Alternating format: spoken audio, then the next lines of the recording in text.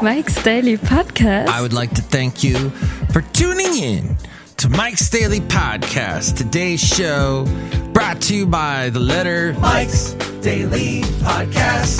Q. Because Q is an interesting letter. Don't you know it needs you next to it for it to flow?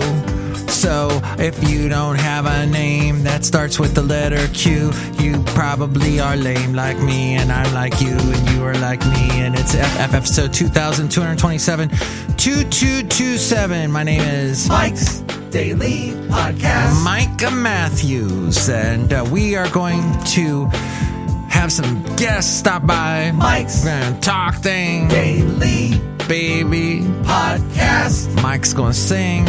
Yeah! Mike sung a little bit at the beginning of the podcast. Did you hear that? Yeah, it's great.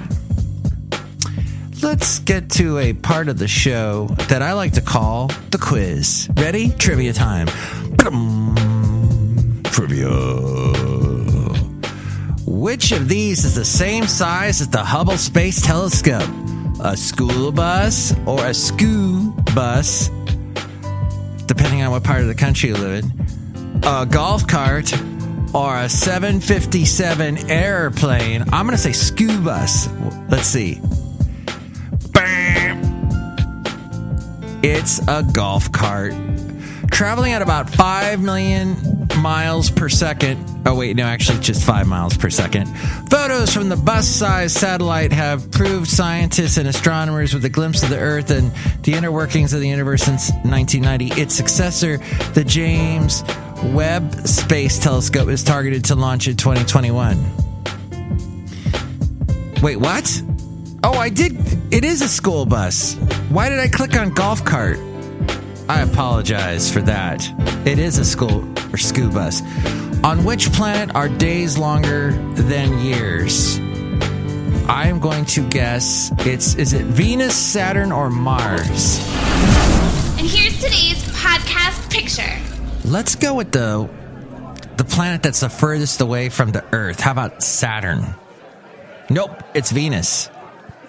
Wow, and that's, planet closer to the sun. It's the one closer to the sun. It takes 225 Earth days for Venus to go all the way around the sun, which means that a day on Venus is a little longer than a year.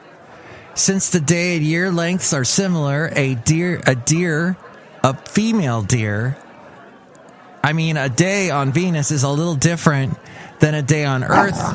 Basil loved chasing deers. Or deer, pardon me. My grammar just got thrown out the window. What was that about, Basil? The late, great Basil the boxer. What a wonderful dog, and a huge part of my life for 10 and a half years. I rescued him. He was a year and a half when I got him.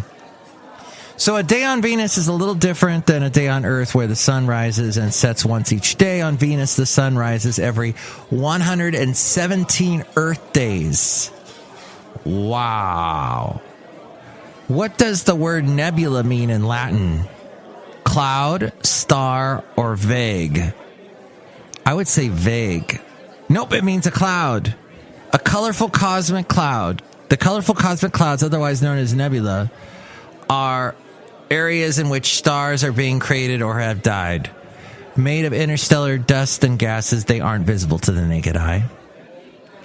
The podcast picture, though, is not nebula or space telescopes or Venus. No, it's of a bunch of koi fish, and it's another word you don't say fishes, right? And then it's a grammar podcast. Did you know that? The plural. Oh, it is fishes. Well, what the heck was I thinking? The plural of fish is fishes. I had a really bad teacher in school. I blame her or him or somebody. Nope. I am going to definitely say, though, deer does not get an S ever. Unless you feel like it. But my point is the podcast picture is of a bunch of koi fish and a couple ducks and they're all hanging out. And this was in Huntsville, Alabama. Yet another picture from Huntsville, Alabama. Things have mellowed out in Huntsville, haven't they? We had a couple of crazy days because of the weather last week. But looks like we're at 71 degrees in the evening. Ooh, that's kind of a warm evening. And they are, let's see, any big changes? And no, the Weather Channel's Jim Cantor was not in Huntsville. Let's make that absolutely clear. AAA Alabama spokesperson speaks on driving in severe weather. We're still in the midst of our spring severe weather season here in the Tennessee Valley, says somebody in Alabama. So, yeah, I guess there's still got to be careful. All right. Podcast picture there, MikesDailyPodcast.com. Check it out. Keep it clean. That's what Tosca Reno says. She's a nutritional therapist, fitness expert, and a wellness author. She says, as a nutritional therapist, I assess my clients' strengths and weaknesses when it comes to their diets and the foods they put in their bodies. As a fitness expert, I look for ways to bring exercise to all sorts of people regardless of their body types. My ultimate goal is to show how some minor changes in nutrition and fitness can transform their lives. In my academic and practical research, I have found that lifestyle changes are successful only when they are straightforward and relevant. It can be as simple as drinking more water every day, or even eating breakfast. And that's something I have an issue with. And when it comes to exercise, why run a marathon once when walking around the block every day is your home run? Thank you. I tried running a marathon. Well, actually, no, wait. I tried running the length of a marathon. Did not run the whole thing. Walked a lot of it. Ended up being longer than a marathon. As we go outside a cafe anyway, we're bringing Mike's Daily Podcast somewhere in Podcastro Valley, the last place on earth. It was from Oxnard to Moore Park is where I ran or jogged or walked.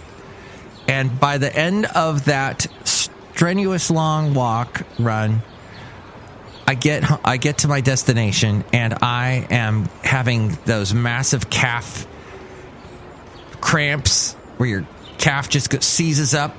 Is that the same as a Charlie horse? I had those. Not very fun.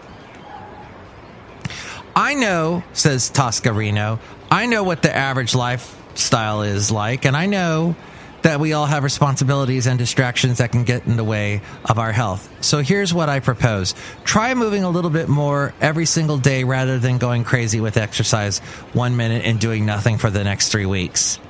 It won't take much time before you're looking forward to your lunchtime walk or after dinner stroll, and it's much easier to keep doing in the long term.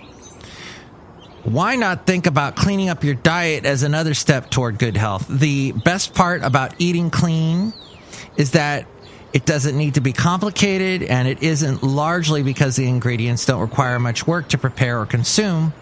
She says, when I'm cooking, I base my meals on the holy grail of protein, complex carbohydrates, and natural fats. I look for well-sourced, nutrient-dense, and properly prepared foods.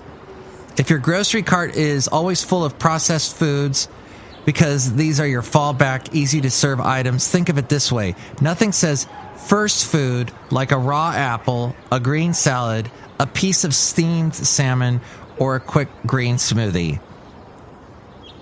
People tell me, hey, here's a good idea. Just don't buy processed foods. Stay away from them as much as possible. Anything that comes in the package is going to be added with extra fat and salt and stuff you don't need. Because the people that make that got to make a profit, so they got to make it as wanting people want to consume it as much as possible to try and make it desirable. I'm often short on time, and my to-do list is as big as a sheet of wallpaper. By relying on natural flair that requires minimal preparation, I can get dinner on the table in just a few minutes. Steaming your vegetables is unbelievably fast, and if you have no time at all, Just eat them raw. Need another idea? Grilling is always delicious, and there's hardly any cleanup. The trick is to learn a few cooking techniques that you can pull off in a flash. When your body becomes accustomed to eating clean, you'll start to crave those fantastic nutrients. You won't think that you're making painful sacrifices, but that eating clean is the best way to care for your body. What a good idea. Thank you, person that wrote this article and published it in the Costco connection. Yes, I finally made it to Costco yesterday. Was it packed? It was kind of, I almost ran into somebody. But hey, it could have been worse. All right, we're outside a cafe anyway, somewhere in Podcaster Valley. Look who's here. Hello, Mike Matthews. It's Chely Shoehart, gift shop supervisor. Oh my gosh, I want to try and eat clean. You want to try and eat clean? Yes, Mike Matthews, I want to eat clean things. Like, I want to eat clean broccoli. That sounds so good. Broccoli that's been cleaned. Yes. You know, I bring this all up because mainly today I'm looking at some pictures with someone, and this someone says to me, wow, you were thin a year ago. And nothing makes you want to eat better and exercise more than when someone says that. Look who else is here. Hello, Mike. This is Floyd the Floorman. And this is John Deere, the engineer. Mike, that's some really good tips for your health. Yes. You can chime in and tell me what you think about anything that we covered today. 336MM Daily. That's 3 + 3 = 6. MM as in Mike Matthews Daily, as in what this podcast is, like this person says. Call now. 336MM Daily. And may I just say, it's been a joy joining you today. Like I try to join you every day. Maybe even in the evening, says this person. I'm Jordan. Mike Matthews going to come in with more encouragement for you a little after 7. Have a good, restful evening. And as always, God willing, going to meet you back here tomorrow. Next show, it's going to be the wonderful Benita, the rodeo queen, the Disgruntled Fiddle Player, and the Brewmaster. Enjoy your day. Thank you for listening to the podcast. Tell all your friends. And thanks for listening to this part of the show where I wrap up stuff. And there I wrapped it up. Take it away, A-Frame. Mike's Daily Podcast is written and produced and performed by Mike Matthews. His podcast is super easy to find. Download or listen to his show and read his blog at MikesDailyPodcast.com. Email Mike now at MikesDailyPodcast@gmail.com. See you tomorrow. Bye.